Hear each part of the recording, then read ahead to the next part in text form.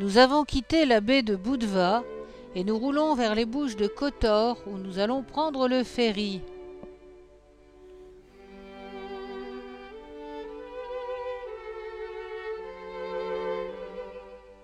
On reconnaît le grand fjord au petit village accroché aux montagnes fortement plissées.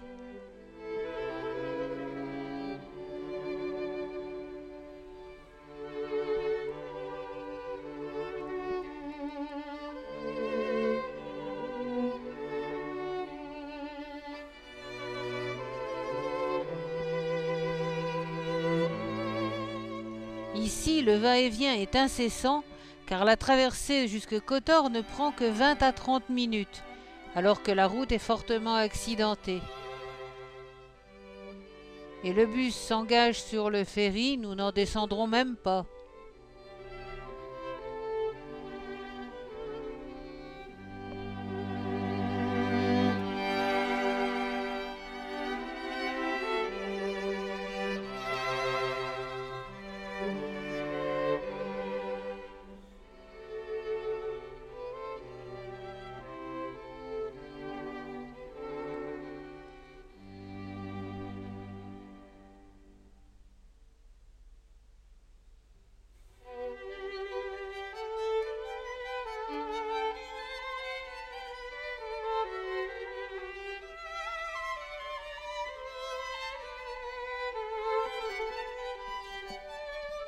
Et nous voilà partis pour une traversée sans histoire.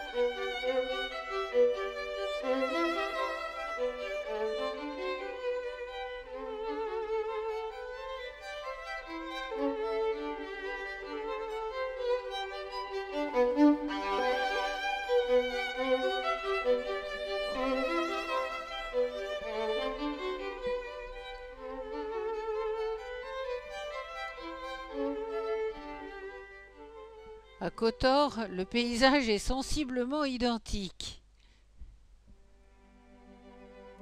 Et l'on repart.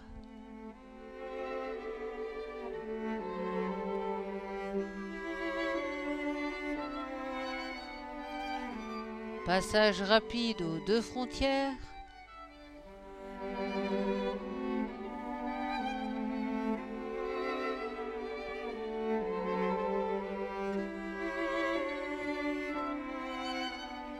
Et nous voilà arrivés à Tchaftat.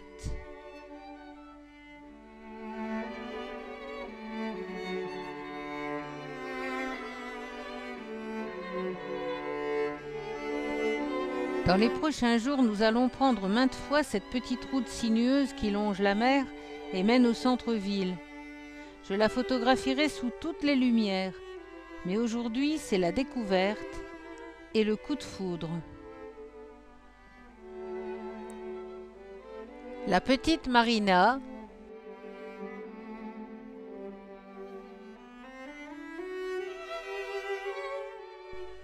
la longue promenade des touristes,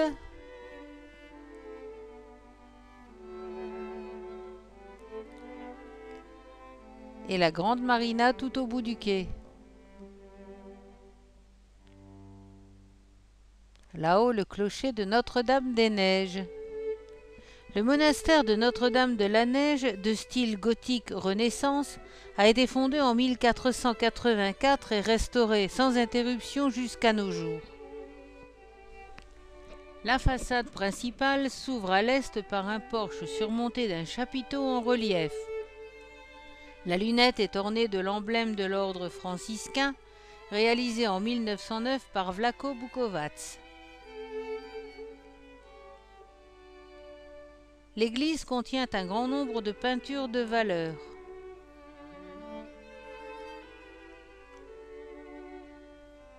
Et une chaire un peu particulière.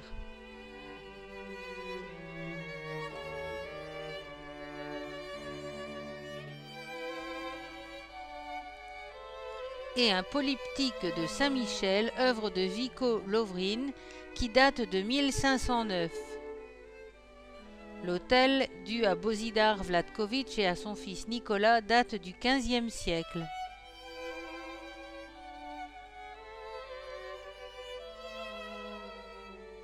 Le cloître, de forme rectangulaire, enferme l'église à l'est et un jardin au nord. Une citerne y a été construite en 1878 à l'usage des marins.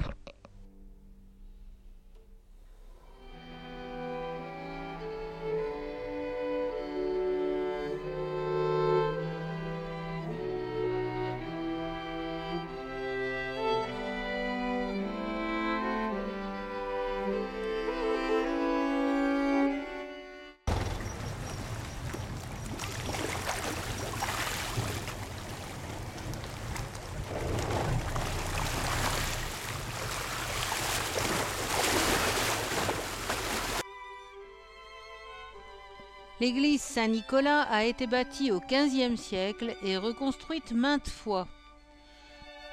Le portail est une structure de pierre surmontée d'un pignon en arc brisé. Une petite statue de Saint-Nicolas orne le pignon. De forme rectangulaire, elle n'a qu'une seule nef et un plafond plat. La sacristie et le clocher sont sur la façade nord. Parmi les pièces de valeur, un autel de Carmelo Reggi du XIXe siècle et 4 peintures représentant les évangélistes par Vlaho Bukovac vers 1910.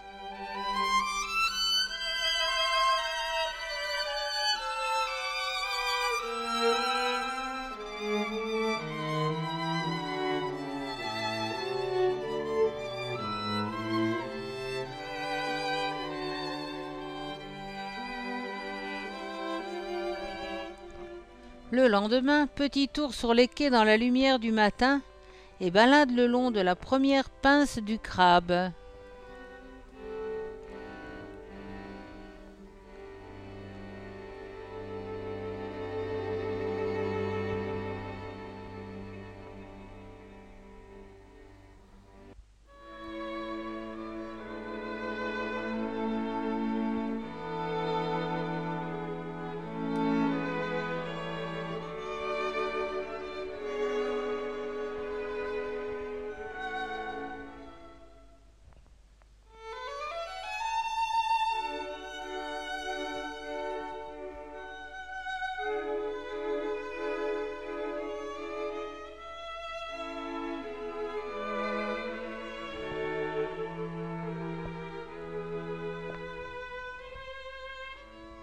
Le site archéologique n'est pas du tout entretenu et il n'y a donc rien à voir puisque les pièces principales sont enfermées. Mais ça a fait une belle promenade.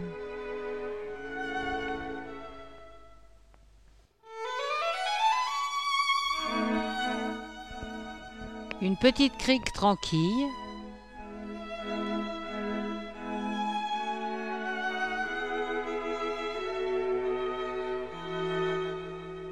Et un point de vue d'où l'on voit l'hôtel et son bar près de la piscine là-bas bien loin.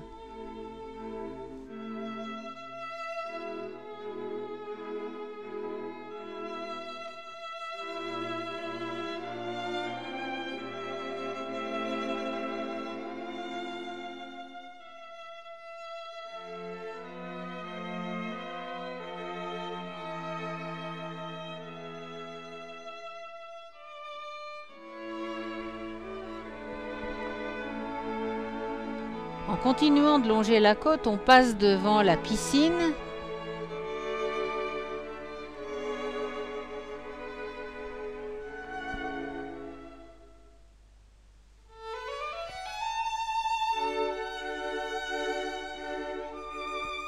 Et on a un aperçu sur la côte là-bas qui mène à Dubrovnik. On arrive à la villa Banats qui se trouve à l'entrée de la deuxième pince du crabe de Cavtat. Construite en 1928 par les architectes Bilinitz et Horvat, elle est dédiée à Maria Banats, née Ratchik, femme de l'armateur de Cavtat. Celui-ci fit réaliser un bas-relief représentant sa femme juste dans l'axe de l'entrée.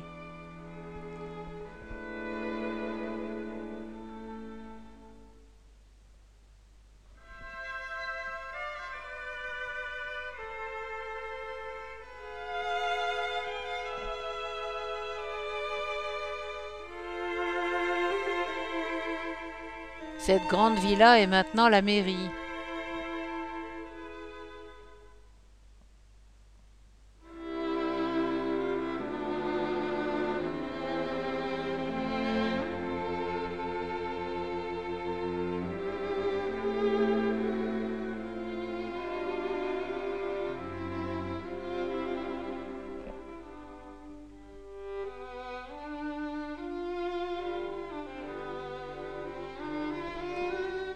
Depuis ce point de vue, on voit en face le cimetière au sommet de l'autre branche de Tchaftat.